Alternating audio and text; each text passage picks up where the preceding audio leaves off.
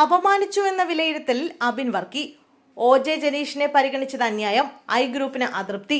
പ്രതീക്ഷിച്ചതുപോലെ യൂത്ത് കോൺഗ്രസ് സംസ്ഥാന അധ്യക്ഷനെ പ്രഖ്യാപിച്ചതിന് പിന്നാലെ ഗ്രൂപ്പ് പോര് തുടങ്ങിയിരിക്കുകയാണ് കോൺഗ്രസിലും യൂത്ത് കോൺഗ്രസിലും. യൂത്ത് കോൺഗ്രസ് അധ്യക്ഷ സ്ഥാനത്തിൽ ഐ ഗ്രൂപ്പ് കടുത്ത അതൃപ്തിയിലാണുള്ളത്. അപമാനിച്ചു എന്ന വിലയിരുത്തലിലാണ് അബിൻ വർക്കി. 2 വർഷം മുമ്പ് നിഷേധിച്ച സ്ഥാനം തലയിൽ കെട്ടിവെച്ചു. സംഘടനാ ചട്ടക്കൂടിൽ സംസ്ഥാന വൈസ് പ്രസിഡന്റിനേക്കാൾ പ്രാധാന്യം കുറഞ്ഞ പദവിയാണ് ദേശീയ സെക്രട്ടറി എന്നുമാണ് വിലയിരുത്തൽ. അബിൻ വർക്കി ഇന്ന് രാവിലെ 10 മണിക്ക് മാധ്യമങ്ങളെ കാണാനിരിക്കുകയാണ്.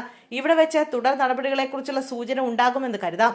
വർക്കിംഗ് പ്രസിഡന്റ് പദവിയിലേക്ക് അബിൻ വർക്കിയെ പരിഗണിക്കാത്തതിലും ഐ ഗ്രൂപ്പിന് കടുത്ത അതൃപ്തിയുണ്ട്. രാഹുൽ മാങ്കൂട്ടത്തിൽ അധ്യക്ഷനായി തെരഞ്ഞെടുക്കപ്പെട്ട സംഘടനാ തെരഞ്ഞെടുപ്പിൽ 1,70,000 വോട്ടുകൾ അബിൻ വർക്കിക്ക് ലഭിച്ചിരുന്നു. സാമുദായിക സമവാക്യമാണ് അബിൻ വർക്കിക്ക് തിരിച്ചടിയായത്. KPCC, KSU, മഹിളാ കോൺഗ്രസ് അധ്യക്ഷർ ന്യൂനപക്ഷ സമുദായത്തിൽ നിന്നുള്ളവരാണ്. ഗ്രൂപ്പ് സാമുദായിക സമവാക്യം നിലവിലെ യൂത്ത് കോൺഗ്രസ് സംസ്ഥാന ഉപാധ്യക്ഷൻ എ ഗ്രൂപ്പ് നേതാവ് KC വേണുഗോപാലുമായുള്ള അടുപ്പം എന്നിവ OJ ജനീഷിന് അനുകൂല ഘടകങ്ങളായിരുന്നു. അബിൻ വർക്കിക്കായി രമേശ് ചെന്നിത്തലയും KM അഭിജിത്തിനായി MK രാഘവന്റെ നേതൃത്വത്തിലുള്ള എ ഗ്രൂപ്പും സജീവമായി രംഗത്തുണ്ടായിരുന്നു. അതേസമയം വൈസ് പ്രസിഡന്റ് സ്ഥാനത്ത് നിന്ന് മാറ്റി അബിൻ വർക്കിയെ സംസ്ഥാന രാഷ്ട്രീയത്തിൽ നിന്ന് ഒഴിവാക്കാനുള്ള ശ്രമത്തിന്റെ ഭാഗമാണ് നടക്കുന്നതെന്ന വിലയിരുത്തലാണ് അബിൻ വർക്കി.